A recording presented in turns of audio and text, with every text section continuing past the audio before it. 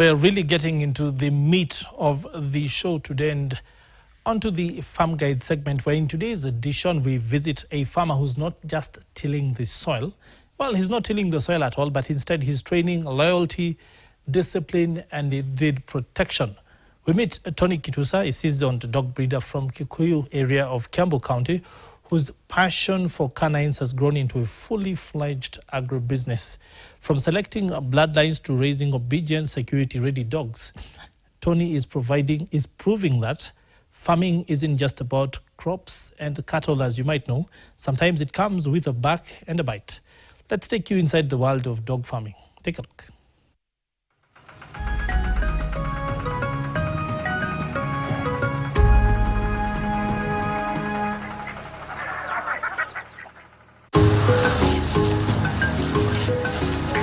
In the quiet countryside of Kikuyu, Kiambu County, a unique kind of farming thrives. One that barks, bites, and brings in big business. This is Kitusa Canines, where Tony Kitusa turns man's best friend into man's best investment. Good boy. Good boy. Turn. Sit. Position. Stay. This same dog can be used to people who don't speak. They use their sign language. My job is dog training and dog breeding. And here in my kennel, I breed the German Shepherd working line. When I say working line, we have German Shepherds, two types. We have the shoreline and the working line. So what I have here is the working line dogs. I don't know much about dogs, but I thought German Shepherds was this type. I've never seen a black one. Yes, these are dogs that were bred during the Berlin War, and mostly they were bred to work for long hours, and they proved to work longer hours than the black and tan, which is the shoreline. The black shepherd and the sable, and another one we call bicolor. These proved to work for longer hours, yes. And it's a dog that can work even for 24 hours without food, without water. Tony's passion started more than 4 decades ago. His first dogs, mongrels, what he fondly calls the Kenyan Shepherds. When I was a young boy, about 40-something years ago, I found my family with the dogs. So when we moved to Nairobi in 1982, we also started keeping dogs. And I think my passion has grown from there to business. Yes. So by then you still had this, these hybrid dogs. Zile zamta. In the 80s, I used to have mongrels. Mongrels is what we call the Kenyan Shepherd. Okay. Yes. The one that is always, you meet it in the wedding. Yes. Yes, the ones you meet in the weddings. Those are called Kenyan Shepherds. Yes, or the mongrel. Yes. And it's also a very good dog. If you train it for security, it's a good dog. Dog breeding isn't guesswork. At Kitusa Canines, it's a science. It starts with lineage, understanding the bloodlines, health records, and work traits. Before you start breeding, there is something you call lineage selection. Lineage selection is you have to have done thorough search of what you want to breed and what the outcome of that dog will be before you start even selecting that puppy you want to breed in future. Have you seen the parents? Have you seen their health? How are they? Then from there you can start and select a few puppies, or male or female, from different kennels and the lineage of the breeding. AI, it's there, but now that's done at the labs. But when you are a breeder, you just select a male and a female, and there is a way we do it. Yes, because in dogs, when the dog is on season, if you breed for a while, there are days you select when to breed. When the female is on season, it starts spotting. And especially the working line dogs, they will spot for like 10 days. And then on the 10th or 11th day, it's the right time for the dog to breed. Yes, you introduce the male. The dog will take about 60 to 63 days before it gives birth, and it has to get a special care. You improve on its diet. You give it less walks. You give it enough space where it can have a little bit walk, not just a kennel. You can let it in a compound, room the compound. It has to exercise once in a while. Puppies are fed, weaned and socialized with care. For the first 4 days, survival is critical. After 3 months and full vaccination, they are ready for new homes. Because you know when it was, when they had their first lock, when I say their first lock is when they met first. From there, it's when you count the 60 days to 63 days. And before that, you would have prepared a whelping. A whelping is a whelping box where the mother will give birth. It has to be well lit, well protected from the cold, and maybe you can add the warmth bulb for the puppies when they are born, yes. Once the puppies are born, and we say they are stillbirth till they are day 4. So you cannot say you have 10 puppies before you see they have attained their day 4. Day 4 means this dog can be born and it takes about even 4 days until it dies. Then you have to know the cause of death. Was it pneumonia? Was it what? Like that. So a well taken care of dog will take about 3 days, 4 days to say now you have 5 or 7 puppies. Then these puppies will breastfeed for about a month. Then after the 30th day to 35 days, you start weaning. Weaning will start with very, very soft food because these dogs cannot chew. They can only lick. Okay? And from there, you start with soft foods for like 2 weeks. And then on the 7th week, you can introduce now hard. Yes. Soft meat, minced meat, yes, yogurt. In Kenya, dog breeding is now serious agribusiness. Youth are especially embracing this opportunity.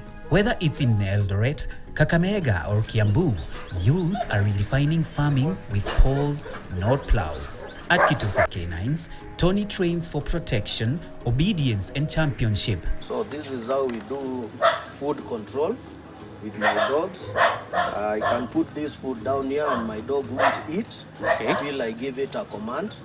This is also the best way to control on food poisoners. The dog will only eat when you command it to eat. Oh. And this will happen during feeding programs. Eat.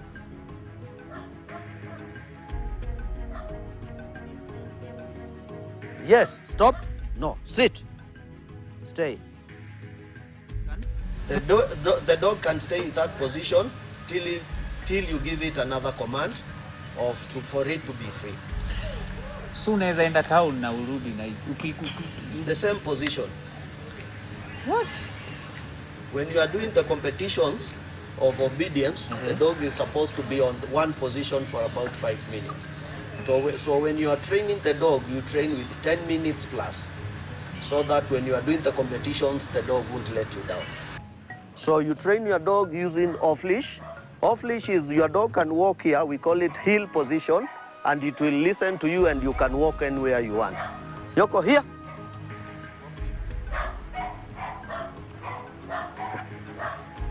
Heel. Heel. Good boy. Heel. Good boy. Heel. Good boy. Turn. Here. Heel. Good boy. Here. Heel. Good boy. Turn. Sit. At the same time, you can use the same dog and tell it to run if you want to jog. You can jog a little bit with your dog. Jog. Here. Run. Here. Come. Rocco. Here. Run. Good boy. Good boy. Good boy. Turn. Sit. Position. Stay. This same dog can be used to people who don't speak.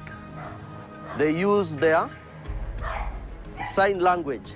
For the dog, you command the dog using sign language. Yoko. Sit.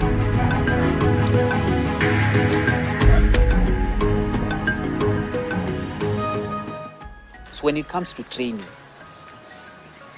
they say you cannot train an old dog new tricks. That's a myth. Because my dogs have been brought dogs here which are 7 years old. The only thing that takes time is to control from that bad thing to the good thing. And it takes about 2 weeks. From there, the dog is trainable. Yes. Yeah. Of course, it's an old dog, but you are teaching it something new. And what makes it understand better is your consistency. If you do it every day, the dog will get used. Yes.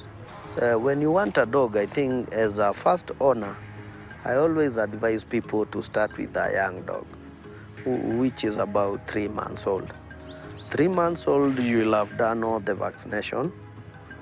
You start with parvo, DHLP, and rabies.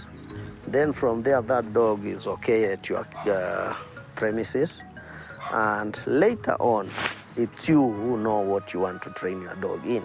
Because if I train it at my premises and this dog is trained on protection and you want a pet, not a protection dog, you see, we will have conflicted. Yes. He explains the difference between Japanese Spitz, Chihuahuas, and Maltese, often mislabeled by local owners.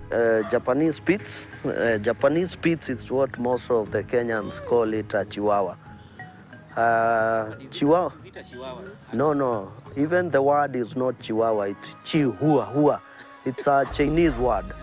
We are a very small breed of dog, and they are not common in Kenya. So the Japanese Spitz, mostly people keep it in their houses as pets, not security dogs.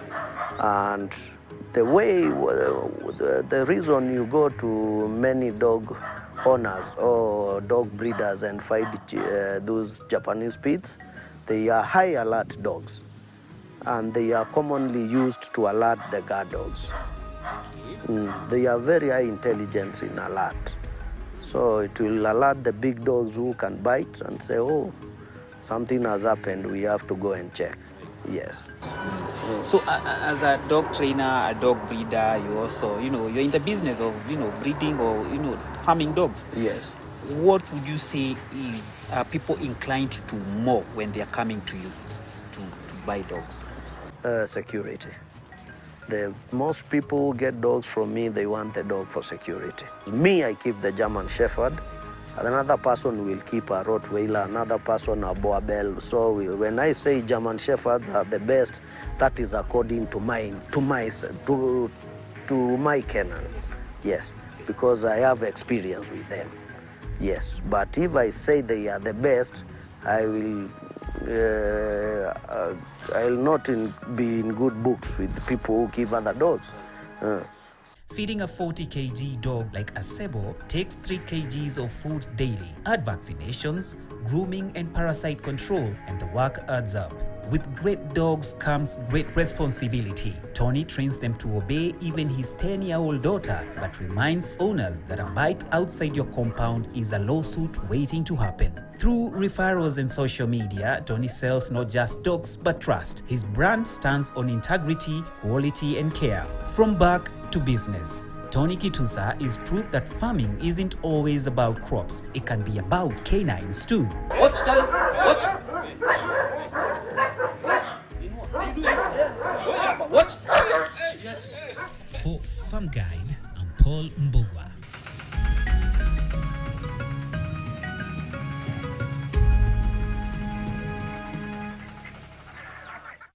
Now, off the back of that very